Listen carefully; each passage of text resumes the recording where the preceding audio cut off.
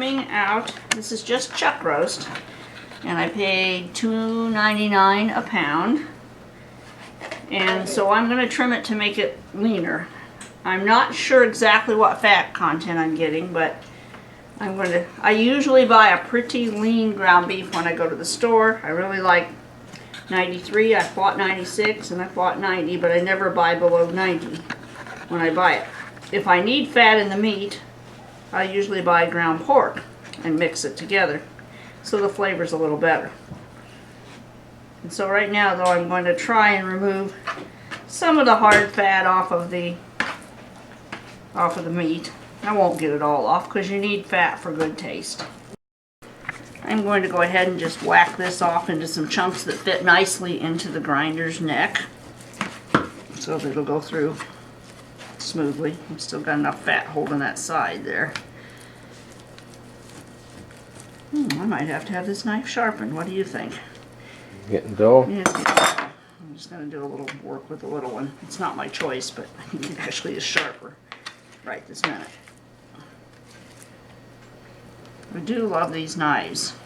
This one in particular, when it's sharp, is just a beauty. Made out of an old knife with a new handle.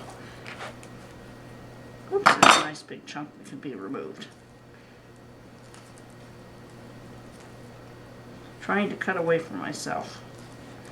There we go. Okay. I think I chunked things up fairly well.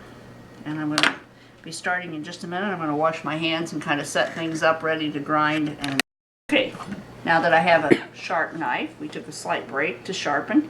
I have chunked up the meat and we're going to start grinding. And just, feed it in the hopper. Touch the button, you can pulse or you can leave it on. Gotta get it down in there though. There we go, we're gonna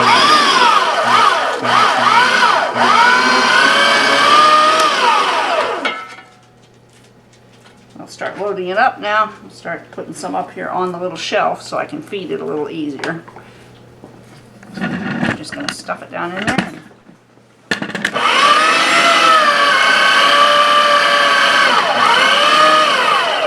Great looking burger, ground meat.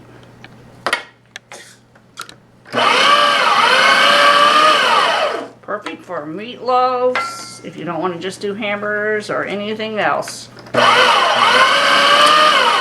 Meatballs, stuffing a pepper, any number of delicious meat dishes.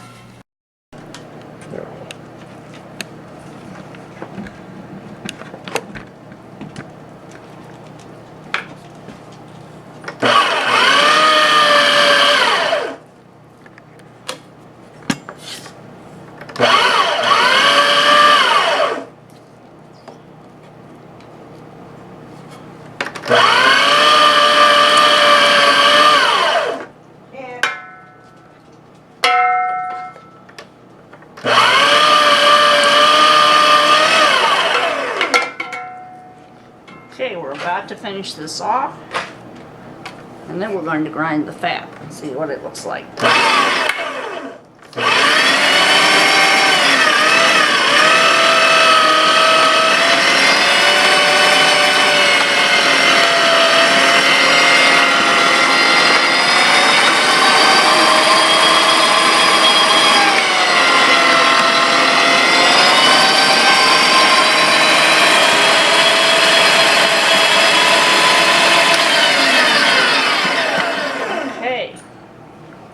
There'll be just a little bit in it, but nothing major. And we will set this aside to weigh and package.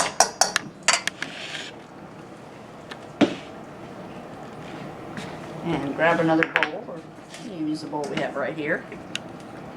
And I think this is going to need one big whack. A lot of fat there. And we'll just lay this on up here. And use this to grind right into it.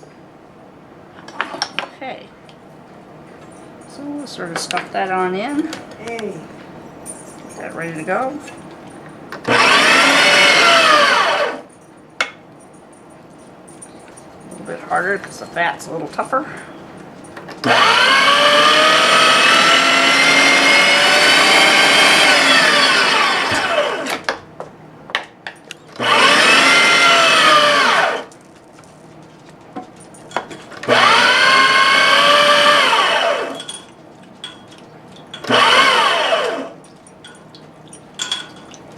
Help this little piece get in there. There we go. Finish getting the rest in there, so we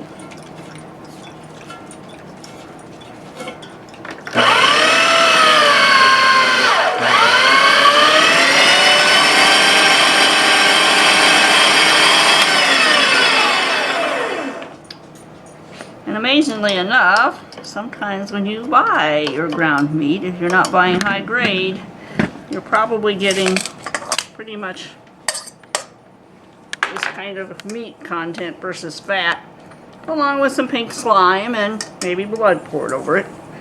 And it begins to look a lot kind of twisted around and pack it just a little bit, and it almost looks like what you buy. This might be a little fattier than some, but it's pretty amazing the difference when you're just grinding the scraps off the side, how close it looks to what you're buying sometimes if you're buying a cheap in a roll type ground meat product. Okay. Okay, we're moving on to the weighing stage. I just put a container with my wrap on it, tear out the scale so it's zeroed, and we begin to just load it on. I'm just going to put it in probably pound increments. I think it's better to wrap it in some form of a shrink wrap or something that wraps around it really tightly to seal out the air, and then wrap it in the freezer paper so that it has a little more protection. Okay, where are we? Getting close. Just a little more. I don't want to pack it too tight. I think it actually cooks better and is a little nicer product if it's not just packed tight. Okay, that's pretty much a pound. Pretty close. And just take that off. Kind of try to fold it together a little, and cling wrap will cling. I'll probably wrap it again in another bit of cling wrap.